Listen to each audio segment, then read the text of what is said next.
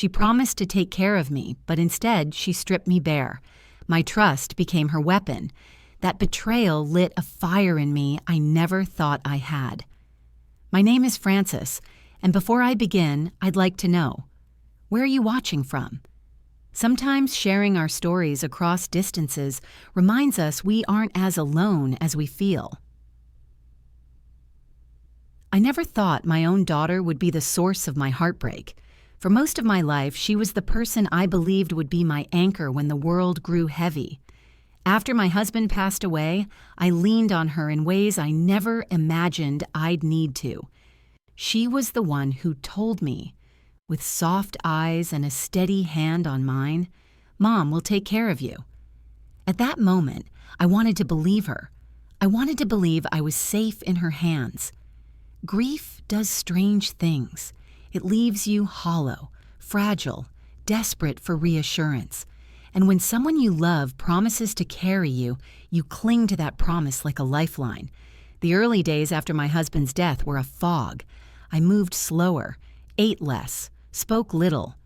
I was still reaching for his side of the bed at night, still expecting his voice to call from the garden. My daughter, whom I'll call Anna, stepped in quickly. She began with small kindnesses. Grocery runs, paying the electric bill, driving me to the pharmacy. Each gesture wrapped me in a quilt of comfort I thought I desperately needed. I didn't see then how each helpful act carried threads of control. One afternoon, over a cup of tea at my kitchen table, Anna said, "Mom, you shouldn't have to worry about things like bills or accounts.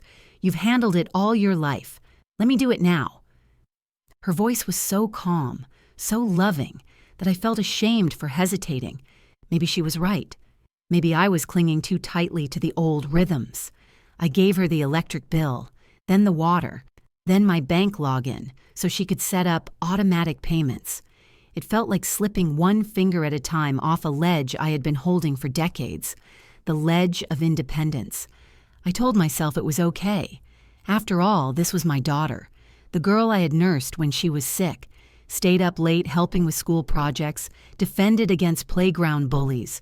Surely if anyone had my best interests at heart, it was her. But there were moments, a quick flicker in her tone, a firmness in her grip when she took papers from me, that pricked at the back of my mind. I brushed them aside. I told myself I was imagining things. At my age, you doubt your instincts more than you should. There was one evening I can't forget. I had gone to bed early, restless from a day of memories that wouldn't leave me alone. I got up for water and passed by the living room.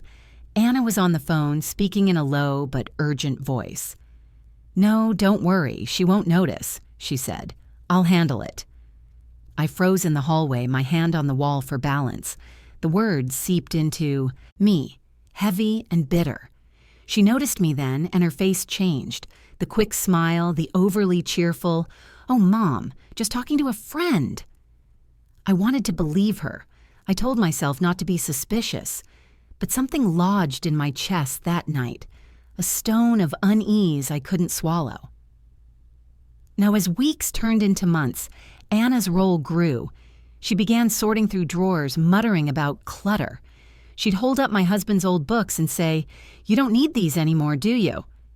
She said it like she was tidying, but each item carried a piece of me. I tried to laugh it off, to let her guide me. Maybe this was what letting go looked like. Maybe it was what aging gracefully required, releasing the reins, trusting the next generation. But some nights, alone in my quiet house, I felt stripped, not of possessions yet, but of something deeper. My choices, my voice, my place as the woman who had always managed her own life. The first betrayal wasn't when she sold my things or drained my accounts. It was when she convinced me to hand over the keys to my independence, wrapped not in cruelty, but in what looked like love. And I let her. That's the hardest truth to admit, because betrayal rarely arrives with a knife in the dark. It comes softly, with words that sound like protection, gestures that feel like care. It comes through the hands of those you never thought could hurt you. and I was about to learn how deeply those hands could take. They say trust is built over a lifetime, but can be shattered in a single act.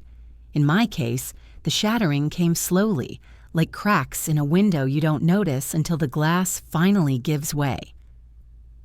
Tainsapkens. Anna kept telling me, "Mom, you shouldn't have to worry about these things anymore. You've earned rest. Let me handle it."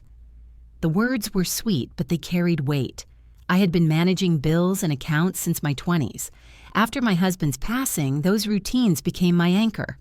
Balancing the checkbook, writing checks for utilities, tucking away savings, mundane tasks, but they reminded me I was still in control of my life. Yet each time she reached across the table, took a paper from my hand, or shook her head gently when I fumbled with an online form, I gave a little more away. It started innocently. The first time, it was the electricity bill. She said, "I'll set it up for autopay, Mom. One less thing for you to think about." The next week, it was the water bill, then the gas. By the third month, she was logging into my bank account from her laptop. "Don't worry, I'll transfer the funds," she said, her fingers tapping quickly, while I sat across from her at the kitchen table. I remember sitting there, clutching my teacup, staring at her hands moving over the keyboard. They were the same hands I used to hold when crossing the street, the same hands that clung to mine on the first day of school. But now they were moving swiftly, decisively, in a way that excluded me. There's a humiliation that comes with letting someone else manage what you've always been capable of. At first, I told myself it was love, that she was simply making life easier. But deep down, I felt like a child again, watched over, corrected, dismissed. One afternoon, when I tried to log into my account, the password didn't work. I called her, confused. "Oh, I changed it, Mom. For security," she said breezily. "You don't need to worry about that stuff anymore." Something inside me twisted. I asked, "Shouldn't I have the password too?" She laughed lightly. "Of course, Mom, but what's the point? I've got it covered." Her tone was so smooth, so patronizing, that I swallowed my protest. I told myself not to be ungrateful. She was, after all, taking time from her busy life to help me. She had her own children, a house, a career. I didn't want to be the burden. That word, burden, haunted me. It sat on my chest every time I thought of asking for my independence back. What if she grew tired of helping me? What if she pulled away completely? So I silenced myself. It wasn't only the bills. Soon she began helping in other ways. She went through my jewelry box one evening, pulling out necklaces and rings I hadn't worn in years. "Why keep these locked away? You never wear them. I could sell them, and we could put the money somewhere useful." I reached for a small gold locket, one my husband gave me on our 10th anniversary. I said, "Not this one." Her face tightened just slightly, then she smiled. "Of course, Mom, just the others." Later, when I opened the box again, the locket was there, but 3 rings were missing. She said she put them in a safe place. I wanted to believe her. I forced myself to believe her. Every time I felt the urge to question her, I thought of how lonely the house felt when she wasn't around. The silence pressed against me, and I convinced myself her presence, her voice, even her control, was better than the void. But something in me was shrinking. Each day I felt less like Frances, the woman who raised 2 children, managed a household, and worked part-time to make ends meet. Instead, I felt like a shadow, a body sitting in a chair while decisions were made around me. There was one night I'll never forget. I was in bed, the lamp still on, rereading old letters from my husband. I heard Anna's voice drift down the hall, speaking to her husband on the phone. "She won't fight me on it," she said. "She doesn't even check anymore." Her words cut through me like ice water. I lay there in the dim light, clutching the letter in my hand, and realized it wasn't love that guided her. It was something else. Greed, perhaps. Control. I didn't have the courage to name it yet, but the trust that had held me like a net was starting to fray. Its trust doesn't break all at once. It erodes, and I was standing on eroded ground, trying desperately not to see the drop beneath me. I thought the worst had already happened, losing my husband, surrendering my routines, depending on someone else. But nothing prepared me for the day I walked into my own home and felt like a stranger. It was a Tuesday morning, quiet as always. I had gone out for a short walk, the kind where you don't go far because the world feels too big and heavy. When I returned, the house felt off. At first I couldn't place it. Then my eyes landed on the bookshelf in the corner of the living room. Half the shelves were bare. The worn leather-bound volumes my husband collected, gone. His pipe stand, gone. Even the little porcelain figurines my mother had given me vanished. I froze in the doorway, my pulse hammering in my ears. "Anna?" I called out, my voice thinner than I intended. She appeared from the kitchen, casual as if nothing were amiss, wiping her hands on a dish towel. "Oh, Mom, I thought I'd surprise you." I cleared out some of the clutter. Clutter. That's what she called the fragments of my life. I walked past her, my eyes darting from corner to corner. The jewelry box on my dresser, lighter than before. The chest in the hallway, emptied of quilts my grandmother had sewn. I turned to her, my throat tight. "Where are they?" "Relax, Mom." She raised her palms as if to calm me. "I sold a few things. Nothing you need. We don't have space for all that, and the money will go to better use." Her words struck me harder than any blow. My knees weakened and I gripped the arm of the sofa to steady myself. "You sold them?" My voice trembled. "Without asking me?" She sighed, impatient now. "You don't understand, Mom. I'm doing this for you. You don't need all this junk sitting around. It's better this way." Junk. That was the word she chose for the life I had built, the memories I had kept safe, the tokens of love my husband had given me. I stumbled into my bedroom searching. My hands shook as I opened drawers, checked boxes, lifted lids. The engagement ring my husband slipped onto my finger decades ago. Gone. The brooch my father gave my mother, which she passed down to me, gone. I sank onto the bed, the air leaving my lungs. I felt stripped bare, not just of objects, but of the very threads that tethered me to my past. Later that evening, I found out where the money went. Her son had been bragging to a neighbor about their new vacation plans. He said, "Mom said Grandma gave us the money for it." My ears burned when I heard it. My money, my belongings, my trust, funding their luxuries. It wasn't about helping me. It was never about making my life easier. It was about taking. And suddenly, all the little warnings I had ignored, the phone calls in hushed tones, the missing rings, the new clothes she wore, clicked into place. I confronted her that night. "You've taken what doesn't belong to you," I said, my voice low but firm. "Those things were mine. They meant something." She crossed her arms, her face hard. "You don't need them. You don't even remember half of what you own. I'm just making smart choices for both of us." Both of us. As though her vacations, her shopping sprees, her comfort were somehow mine too. When I pressed further, she raised her voice. "Stop acting like a child, Mom. You should be grateful I'm taking care of things." Her words cut deeper than the loss of any object. She had reframed me, in her mind, as someone helpless, someone who should sit quietly while her life was dismantled around her. That night, I sat alone in the dim light of my bedroom, the emptiness of the shelves staring back at me. I picked up the locket she hadn't managed to sell yet, clutching it tightly in my palm. I whispered to myself, "This isn't care, this is theft." And with that whisper, something shifted inside me. Grief had kept me silent. Loneliness had kept me compliant. But anger began to wake me up. For the first time since my husband's passing, I felt the spark of a fight rise in me. I didn't know what form it would take yet or how I would summon the strength. But I knew one thing with piercing clarity. I could no longer let her strip me of everything. There's only so much a heart can bear before it cracks. Mine had carried grief, disappointment, and silence. But when I saw my daughter's eyes, cold, dismissive, almost daring me to resist, I felt the crack split wide open.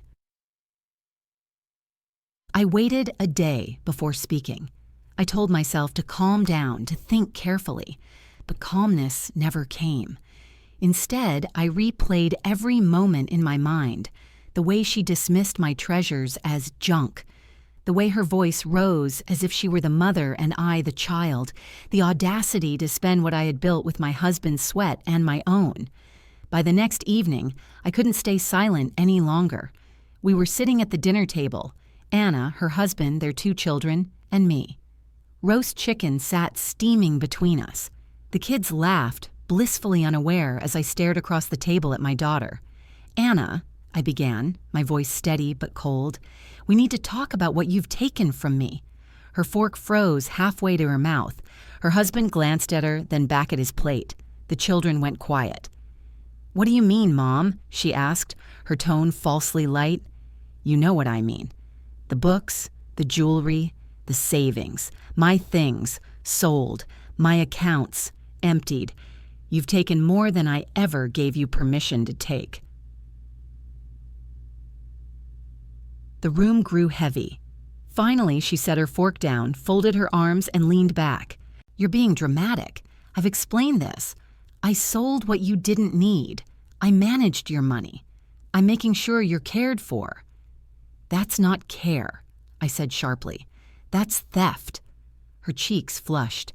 "How dare you call me a thief? After everything I've done for you, after all the time I've given up to keep this house running for you." "You didn't give up anything," I shot back. "You took, and you lied." Her husband finally spoke, his voice low, careful. "Let's not raise our voices. Maybe we should—" But Anna cut him off. "No, she needs to hear this. Mom, you can't even keep track of your own bills anymore. You forget things, you lose things. You'd be lost without me. You should be thankful." The words landed like blows. Not because they were true, I knew they weren't, but because they revealed how she saw me. Weak, incompetent, disposable. I stood, my chair scraping against the floor.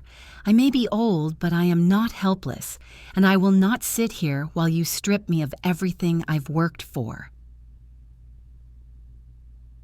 The children stared, wide-eyed, forks frozen in their hands. Her husband muttered, "Anna, maybe we should talk privately." But she leaned forward, her voice rising, sharp with anger.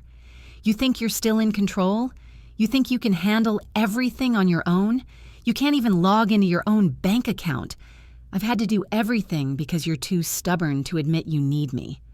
"I needed love, not control," I said, my throat thick but my voice firm. "I needed care, not betrayal." Her face twisted, a mixture of fury and something like fear. But she didn't back down. The dinner ended in silence, the chicken untouched. I retreated to my room, shaking, my chest tight. I sat on the edge of my bed, tears slipping down my cheeks, but beneath them was something stronger than sorrow, rage. For months, maybe years, I had let grief and loneliness make me small. I had let her decide what I needed, what I owned, who I was. No more. The next morning, I rose before the sun. I made myself tea, sat at the table, and began writing. I wrote a list of what I had lost. Not just the objects, the rings, the books, the quilts, but the independence, the trust, the dignity. Seeing it all on paper made it real, made it undeniable. Then I wrote something else, a vow. I will take back control of my life, no matter what it costs me. That vow was the beginning of the end, of her control, of my silence, of the lie that I was helpless. I didn't know then how hard the road would be. I didn't know what storms I would stir by standing up. But as I folded that piece of paper and tucked it into my locket, I knew one thing. My daughter might have taken my things, but she hadn't taken me. Not yet. And I would not let her. I once believed strength faded with age, that life, whittled you down until you had nothing left but resignation. But in the quiet after that dinner, I learned something different. When your dignity is stolen, anger can forge a strength you didn't know you still had. The morning after, I dressed in my best coat, pinned on the locket I refused to let Anna touch, and walked to the bus stop. My legs ached, my chest tightened in the autumn chill, but I kept moving. For the first time in months, maybe years, I wasn't walking toward her. I was walking for me, the destination, the bank. The teller looked at me with polite confusion when I asked for my account balance. She tapped her keyboard, frowned, tapped again. "Mrs. Harding," she said gently, "most of your funds were transferred last month. The account is nearly empty." My knees buckled, but I straightened them. "Transferred where?" She hesitated, then lowered her voice. "To a joint account in your daughter's name." There it was, the confirmation I dreaded but needed. My trust turned into her signature. I left the bank in a daze, but also with a spark of resolve. I stopped at a small law office 2 streets down. I had walked past it for years, never with a reason to enter. That day, I pushed the door open. Inside, the air smelled faintly of old paper and coffee. A young receptionist looked up. "Can I help you?" "I need to speak with someone about my will," I said. My voice shook, but my words were steady. Minutes later, I sat across from a lawyer named Mr. Donnelly. He had kind eyes and listened without interrupting as I spilled the story. The accounts, the jewelry, the books, the control. When I finished, he leaned forward. "Mrs. Harding, you're not the first parent to face this. It's painful, but you're not powerless. You still have rights. We can update your will today, revoke her access to your accounts, and make sure your estate is protected." I felt both relief and sorrow. Relief that there was a way forward. Sorrow that it had come to this, that I had to guard myself against my own child. That afternoon, with shaking hands, I signed the papers. I cut Anna from my will. I closed the joint accounts. I appointed Mr. Donnelly as executor to ensure my wishes would be honored. Each signature was a wound, but also a stitch. Painful, yet healing. Later, back at home, I sat by the window watching the street outside. For the first time, I allowed myself to cry, not as a victim, but as a woman reclaiming her life. That's when I heard a knock at the door. It was my neighbor, Ruth. She was a widow, too, a woman of quiet resilience who had lived next door for 30 years. She carried a pie in her hands. "I haven't seen you out much," she said softly. "Thought you could use some company." I hesitated, then let her in. Over tea, the truth spilled out of me. The betrayal, the missing belongings, the confrontation. Her eyes widened, but she didn't judge. She reached across the table and took my hand. "Frances," she said, "you're stronger than you think. Don't let her write your story for you." Her words settled deep inside me. For months, I had felt alone, tethered only to the daughter who betrayed me. But now I realized there were others, friends, neighbors, even strangers, who would stand beside me if I dared to stand up for myself. The next days were a whirlwind of action. I opened new accounts in my own name. I locked my jewelry in a safety deposit box. I went room by room, making an inventory of what remained. For each item, I asked myself, does this stay with me, or do I move it to safety? It was exhausting work, but also liberating. Each decision returned a sliver of the woman I used to be. Anna noticed, of course. She came storming in one afternoon demanding, "Why are you shutting me out after everything I've done for you?" I looked her in the eye and said words I never thought I could say. "Because you stopped being my caretaker the moment you became my thief." Her face turned red, her voice sharp, but I didn't flinch.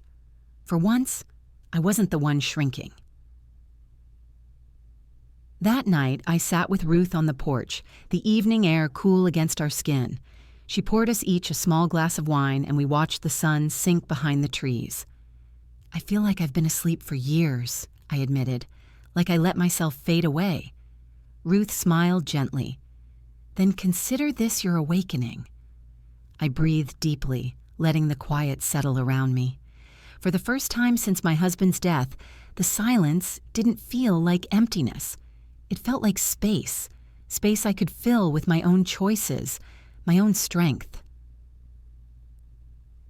Yes, I had lost my daughter's trust, perhaps forever, but in its place I had found something else, something I thought was gone: myself. When you stop playing the part someone has written for you, they don't thank you. They rage. They claw to keep control. That's exactly what Anna did when she realized she could no longer reach into my pockets and call it love. And it began with the letter. Mr. Donnelly sent it, formal, crisp, unyielding.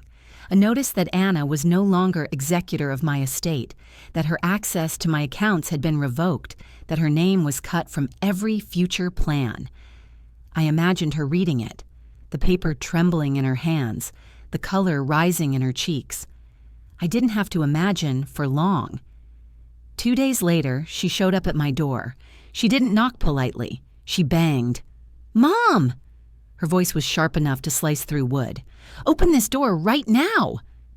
I stood in the hallway, hands clenched at my sides, heart hammering. But I didn't hesitate. I opened the door. She stormed in, waving the letter like a weapon. "What is this? What the hell is this supposed to mean?" "It means," I said calmly, "that you no longer control my life." Her eyes flashed. "You've been talking to someone. Who put this idea in your head? That lawyer? That nosy neighbor?" "No one put the idea there," I answered. "It was mine. It should have been mine all along." Her husband trailed in behind her, looking weary, his eyes darting between us. "Anna, maybe we should—" "Stay out of this," she snapped. Then she turned back to me, voice rising. "Do you know how ungrateful you sound? After everything I've done for you, after all the hours I've spent managing your mess." "My mess," I said, my voice tightening. "My life, my things, my savings. None of it was yours to touch. You didn't manage it. You stole it." Her mouth twisted. "I was protecting you. You don't know what you're doing anymore. You'd be lost without me." "Then I'd rather be lost on my own," I said, "than found in your cage." For a moment, silence. Her husband cleared his throat, almost pleading, "Anna!" But she wasn't listening. She leaned in close, her face inches from mine, her voice low and venomous. "You'll regret this, Mom. When you're alone, when you can't manage, don't come crawling back. Don't expect me to lift a finger." The words stung, but they also freed me. I stepped back, lifted my chin, and said, "You already left me long ago, the day you chose greed over love." She stormed out, her husband trailing helplessly behind. The door slammed so hard the windows rattled. The silence afterward was almost holy. I stood there trembling, breath shallow, but upright and unbroken. In the days that followed, the phone rang endlessly, first her number, then her husband's. When I didn't answer, the messages grew uglier. "You're tearing this family apart. You don't know what you're doing. You'll die alone if you keep this up." I deleted each one. At night, I sat by my window, looking out at the street. For years, I had lived in fear of loneliness. Now I realized loneliness wasn't the enemy. The enemy was losing myself while surrounded by people who claimed it was for my own good. There was one final visit. She came again, this time calmer, rehearsed. She sat across from me, her voice soft, almost tender. "Mom, we can fix this. Put my name back on the accounts. Let's pretend this never happened. We're family." I studied her face, searching for the daughter I once knew, but all I saw was calculation, the glint of someone who believed she could bend me again. I shook my head slowly. Family doesn't strip you bare and call it care. Family doesn't sell your memories and call it clutter. I won't go back. For a flicker of a moment, I thought I saw pain in her eyes. Then it vanished, replaced by coldness. She rose without another word and left. That was the last time she crossed my threshold. The house was quieter afterward, yes, but it was my quiet. The accounts were mine. The choices were mine. I had lost a daughter in the process. That truth cut deep, deeper than I could show Ruth or Mr. Donnelly, or even myself at times. But I had regained something I thought was gone forever, my right to my own life. When I closed the last joint account, signing my name with a steady hand, I felt something unexpected. Peace. I whispered to myself, "It's over." And for the first time in a long time, I believed it. There's an emptiness in losing a child not to death, but to betrayal. You grieve someone who is still alive, someone who walks the same earth, but no longer walks with you. That grief doesn't vanish. It lingers like a shadow. But with time, you learn to live with it. You even learn to walk taller beneath it. In the weeks after Anna's final visit, the house grew still. No footsteps echoing down the hallway. No clatter of drawers being opened without my consent. No voice telling me what I did or didn't need. At first, the quiet was heavy. I found myself reaching for the phone, almost dialing her number out of habit, only to stop mid-motion. The ache of wanting the daughter I once had was real, but I knew calling her would only bring the other one, the one who saw me as an obstacle, a vault to raid. So I filled the quiet in other ways. I began walking each morning, longer distances than before. The rhythm of my steps gave me strength. The cool air cleared my mind. I started reading again, sitting by the window with novels I hadn't touched in years. And Ruth, dear Ruth, came by often, sometimes with pie, sometimes with nothing more than her presence.